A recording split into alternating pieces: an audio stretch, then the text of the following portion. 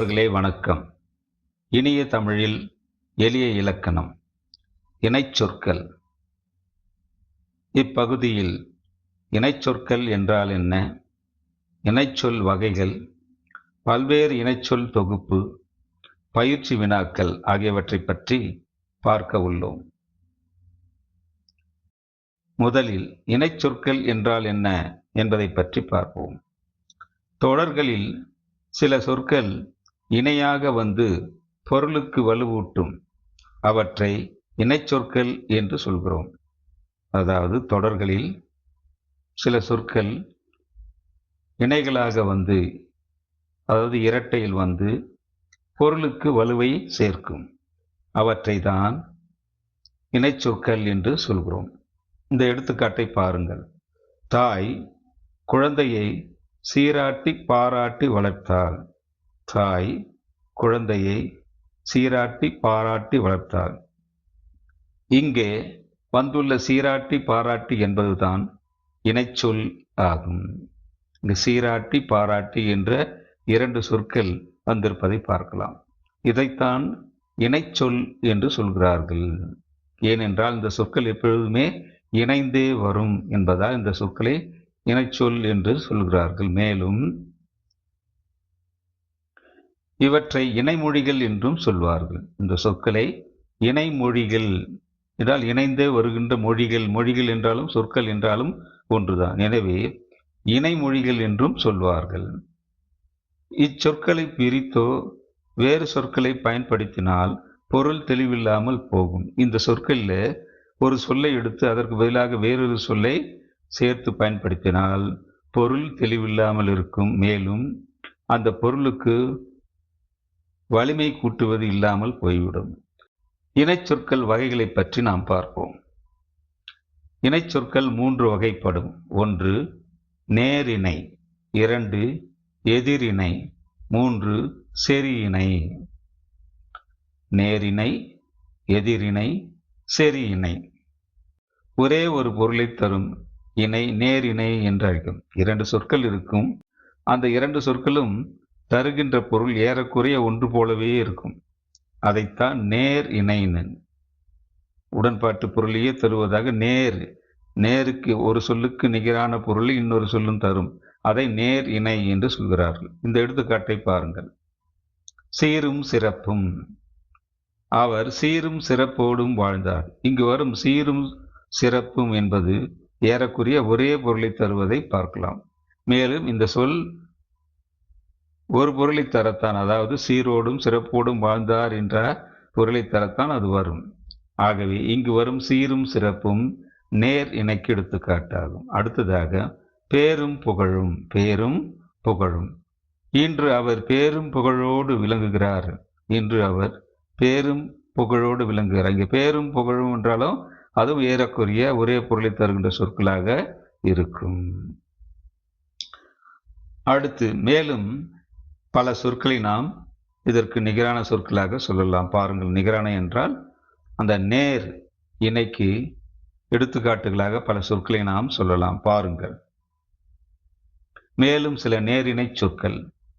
உற்றார் உறவினர், ஆடல் பாடல், பட்டி தொட்டி, கண்ணும் கருத்துமாக, ஈடு இணை, குற்றம் குறை, ஓங்கி உயர்ந்த, அருமை பெருமை, பாயும் படுக்கையும், தங்கு தடை, ஒப்பு உயர்வு, நாளும் கிழமையும், பழக்க வழக்கம், போற்றி புகழ்ந்து, முட்டி மோதி, விதிவிலக்கு, ஏழை எளிய, கல்வி கேள்வி, சுற்றம் முற்றம், வாட்டம் சாட்டம், தப்பு தவறு, நகையும் சதையும். நகம் சதை என்று கூட சொல்வாங்க. நகம் சதை, நுங்கு நுரை, நோய் நொடி, கூன் குருடு, வாடி வதங்கி, முக்கலும் முனகலும், மூக்கும் மொழியுமாய் என்னும் இந்த சொற்களை தொடர்களை நேரிணை சொற்களுக்கு எடுத்துக்காட்டாக சொல்லலாம்.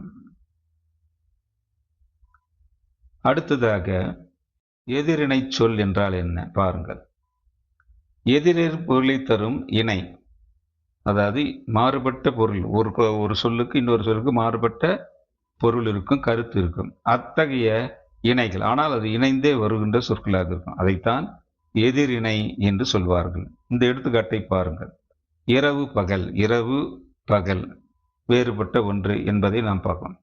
இவர் இரவும் பகலும் பாராமல், இவர் இரவு பகல் பாராமல் உழைத்ததால் இன்று உயர்ந்த பதவியில் இருக்கிறார். இவர் இரவு பகல், இரவு என்பது ஒரு நேரம், பகல் என்பது நேரம், மாறுபட்ட பொழுது. எனவேதான் இதை எதிரிணை என்று நாம் சொல்கிறோம். இரவு பகல் பாராமல் உழைத்ததால் இன்று உயர்ந்த பதவியில் இருக்கிறார். அடுத்து உயர்வு தாழ்வு. உயர்வு, அதற்கு எதிரான சொல் தாழ்வு. உயர்வு தாழ்வு. உயர்வு தாழ்வின்றி அனைவரிடமும் அன்பாக பழக வேண்டும். உயர்வு தாழ்வின்றி அனைவரிடமும் அன்பாக பழக வேண்டும். அங்கு உயர்வு தாழ்வு என்ற சொல்லை நாம் பயன்படுத்துவோம். இவ்வாறு வருகின்ற சொற்களைத்தான் எதிர் இணை என்று சொல்கிறார்கள். மேலும் அவ்வாறான சொற்களை பல காணலாம். பாருங்கள்.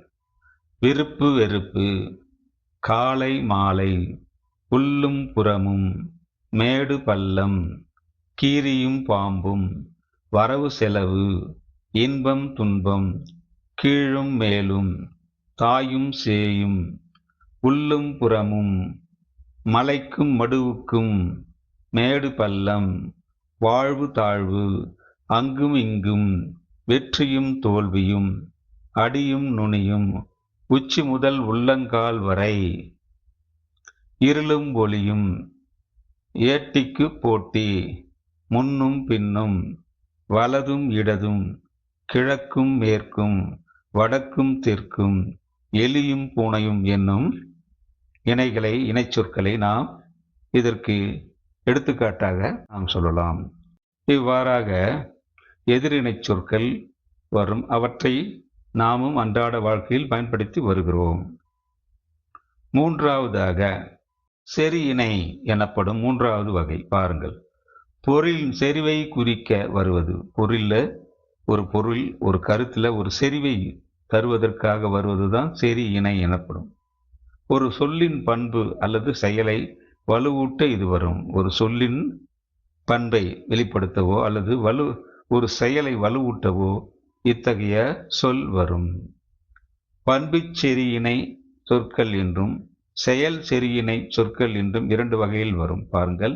இந்த சொற்களே பண்பை காட்டுவது, பண்பின் செறிவை காட்டுவதற்காகவும் வரலாம், அல்லது ஒரு செயல் செறிவை காட்டுவதற்காக வரலாம் என்ற இந்த இரண்டு வகையில் இந்த சொற்கள் வரும்.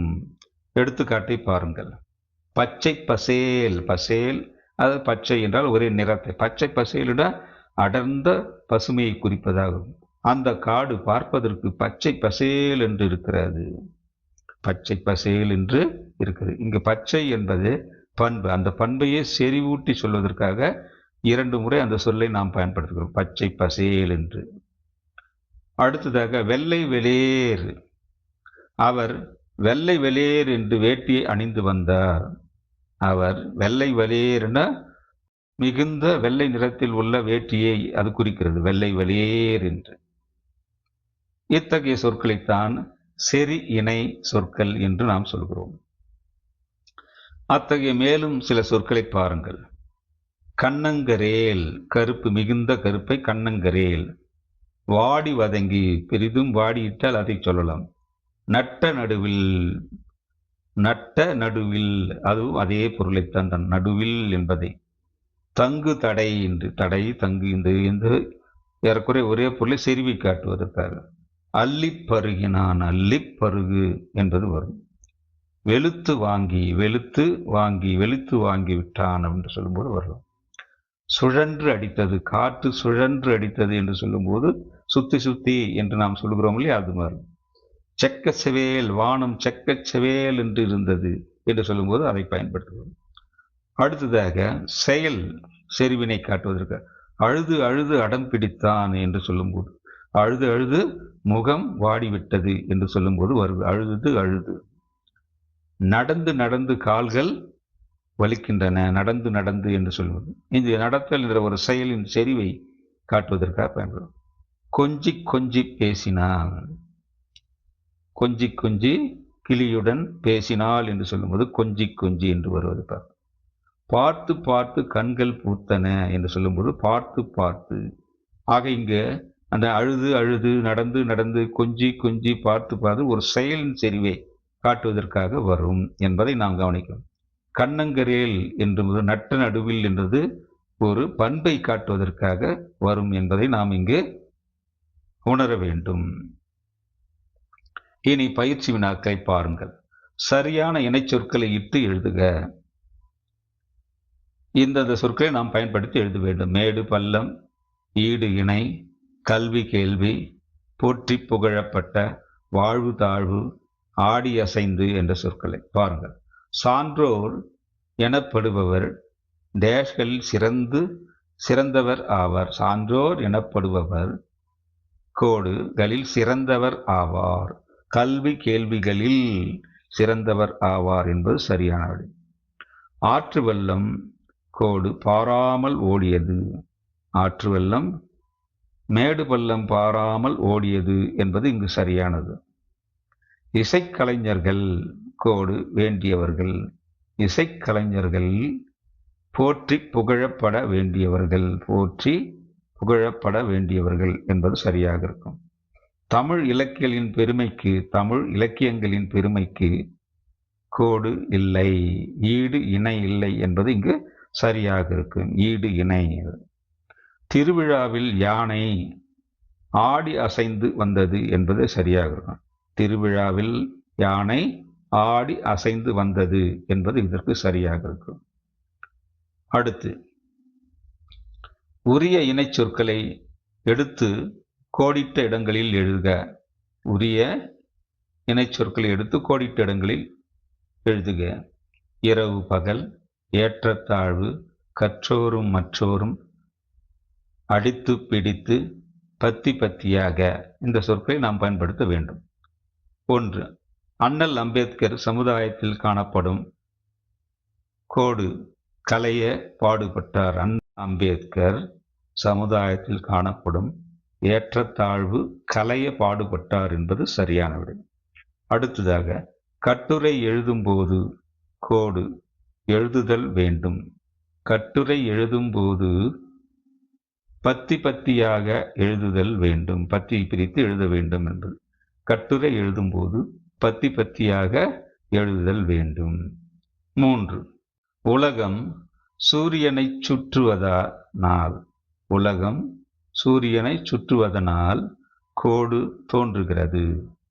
என்ன தோன்றுகிறது? இரவு பகல் தோன்றுகிறது. எனவே உலகம் சூரியனை சுற்றுவதனால் இரவு பகல் தோன்றுகிறது என்பது சரியான விடை. பேருந்தில் இடம் பிடிக்க கோடு ஏறினேன். பேருந்தில் இடம் பிடிக்க அடித்து பிடித்து ஏறினேன். பேருந்தில் இடம் பிடிக்க அடித்து பிடித்து ஏறினேன் என்பது சரியாக இருக்கும். நேருவின் அறிவாற்றலை கோடு போற்றி புகழ்ந்தனர். நேருவின் அறிவாற்றலை கோடு போற்றி புகழ்ந்தனர். யாரு? கற்றோரும் மற்றோரும் என்றால் சரியானது. நேருவின் அறிவாற்றலை கற்றோரும் மற்றோரும் போற்றி புகழ்ந்தனர் என்பது சரியான விடை. அடுத்ததாக கீழ்காணும் தொடர்களில் பொருத்தமான இணைச்சொற்களை தேர்ந்தெடுத்து நிரப்புக. கீழ்காணும் தொடர்களில் பொருத்தமான இணைச்சொற்களை தேர்ந்தெடுத்து நிரப்புக. பாருங்கள். ஈடும் எடுப்புமாக, கண்ணும் கருத்துமாக, அடுக்கடுக்காக, எலியும் பூனையுமாக, இன்பமும் துன்பமும் இந்த சொற்களை நாம் உரிய இடங்களில் எடுத்து எழுத வேண்டும். 1. பானைகள் கோடு வைக்கப்பட்டிருந்தன. பானைகள் கோடு அதில் அடுக்கடுக்காக வைக்கப்பட்டிருந்தன என்பது சரியானது. பானைகள் அடுக்கடுக்காக வைக்கப்பட்டிருந்தன என்பது சரியானது. 2. நேற்று வரை டேஷ் போல இருந்தவர்கள் இன்று நட்புடன் பழகுகிறார்கள். நேற்று வரை எலியும் பூனையுமாக இருந்தவர்கள் இன்று நட்புடன் பழகுகிறார்கள் என்று இருத்தல் சரியானது. அடுத்து தேர்வில் 3 தேர்வில் கோடு படித்தால் நான் வகுப்பில் முதலாவதாக வந்தேன். 3 தேர்வில் டேஷ் படித்ததால் நான் வகுப்பில் முதலாவதாக வந்தேன். என்ன படித்ததால்? கண்ணும் கருத்துமாக என்பது சரியாக இருக்கும். தேர்வில் கண்ணும் கருத்துமாக படித்ததால் நான் வகுப்பில் முதலாவதாக வந்தேன் என்பது சரியான விடை. 4 வாழ்வில் கோடு உண்டு, அதைக் கண்டு நாம் சோர்வடையக்கூடாது. வாழ்வில் கோடு உண்டு, அதைக் கண்டு நாம் சோர்வடையக்கூடாது. வாழ்வில் இன்பமும் துன்பமும் உண்டு என்பது சரியானது. 5 மன்ற விழாக்களில் எங்கள் ஆசிரியரின் பேச்சு கோடு இருக்கும். மன்ற விழாக்களில் எங்கள் ஆசிரியரின் பேச்சு ஈடும் எடுப்புமாக இருக்கும் என்பது சரியான விடை. மன்ற விழாக்களில் எங்கள் ஆசிரியரின் பேச்சு ஈடும் எடுப்புமாக இருக்கும் என்பது சரியான விடை. இதுவரை இனிய தமிழில் எளிய இலக்கணம் என்னும் பகுதியில் இணைச்சொற்களை பற்றி பார்த்தோம். மேலும் இணைச்சொல் என்றால் என்ன, இணைச்சொல் வகைகள், பல்வேறு வகையான இணைச்சொல் தொகுப்புகள், பயிற்சி வினாக்கள் சில ஆகியவற்றை பார்த்தோம். இத்துடன் இக்காணொளி நிறைவடைகிறது. மிக்க மகிழ்ச்சி அன்பு மாணவர்களே.